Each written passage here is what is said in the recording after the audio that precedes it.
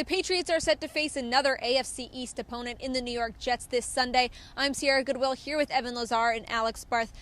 We know the Dolphins and the Jets both aren't in a great place right now in this time of the season, and obviously it was a complete domination against the Dolphins for the Patriots.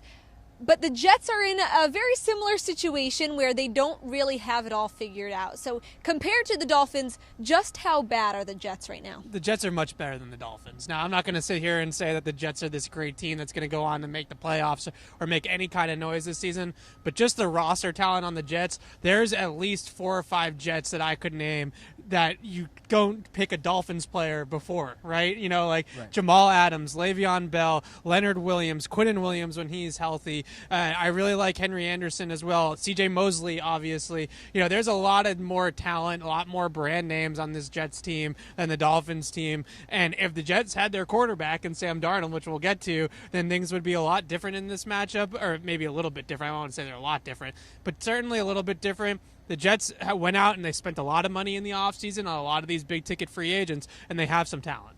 That being said, like you mentioned, they don't have Sam Darnold. They're down to their third quarterback. Their offensive line has been a mess. And the other big thing, and you always have to look at this with Patriots opponents, is coaching. Even after what we saw last week. Adam Gase had a pretty good record against the Patriots. Against the Patriots, but he has not looked good since taking over with the especially down Jets. in Miami. Obviously, that's been the House of Horrors. Gase has been the coach the last couple of years there that has beaten them down in Miami. On a whole, not necessarily specifically matching up with the Patriots, but on a whole, I still might take Flores over Gase right now.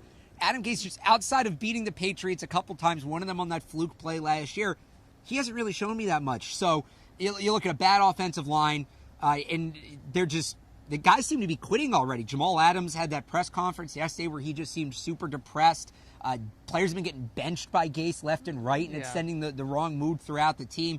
Again, they're better than the Dolphins, but there's a lot of extenuating circumstances, morale, injury, coaching that this is still a pretty bottom-of-the-barrel team here.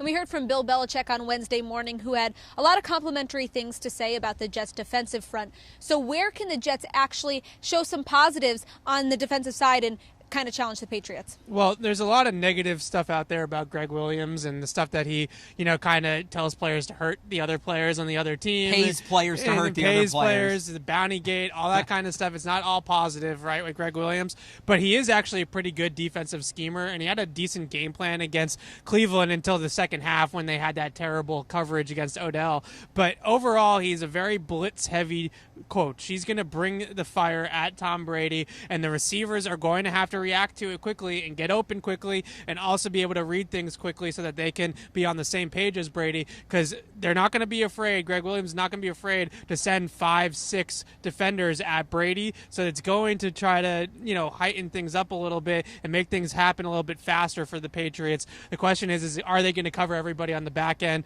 That Jets secondary all year long, even in the preseason, was like a big question mark for them, and it's going to continue to be a big question mark outside of Jamal Adams. And you mentioned Jamal Adams there. The one thing that I see the Jets could do, they do have that pass rush, but if they really want to screw with the Patriots, Jamal Adams is one of the few guys in this league who, if they choose to use him this way, could potentially take away a guy like a James White or Rex Burkhead coming out of the backfield. So if that's how the Jets want to use Jamal Adams, we'll see if it is.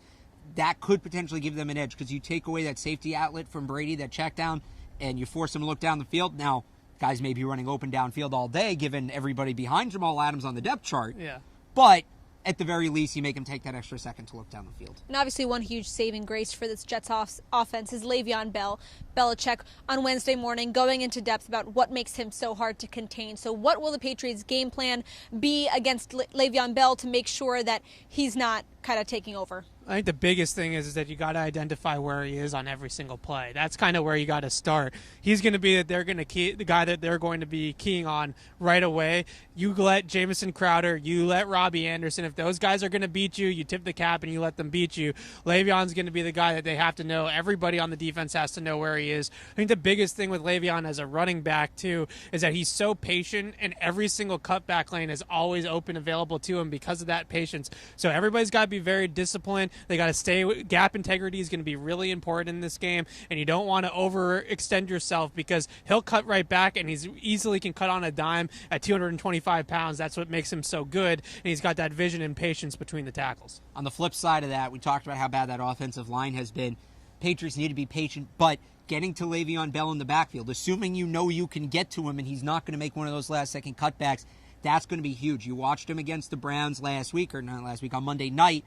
He got going a bit slowly. It took him a while to get into the game, which is true sometimes for these bigger backs. They like to wear the defense down. Yeah. So if you can stop him early, if you can get to him in the backfield early, make that patience a negative, take away those cutback lanes, then later in the game when he finally has you chipped away, if you can build a lead, the Jets won't be in a position to run the ball. He becomes a non-factor. So get to him early in the backfield and then get an early lead so the Jets are forced to throw the ball later in the game when Le'Veon Bell normally gets going. I assume on passing downs, too, that they probably treat him just as a wide receiver. Right. I'm sure we're going to see a lot of Patrick Chung or maybe just a corner on him altogether. Maybe John Jones actually draws that matchup. I don't think that they're going to treat him like a normal running back where they're sending a Kyle Van Noy or a Dante Hightower or a Jamie Collins to go match him up one-on-one. This Fox Sports Report is brought to you by our exclusive sports betting partners at betonline.ag. Head to their website, enter promo code CLNS50 to receive your 50% welcome bonus. For all of our Patriots content, head to our website at clnsmedia.com and subscribe to our YouTube channel at CLNS Media.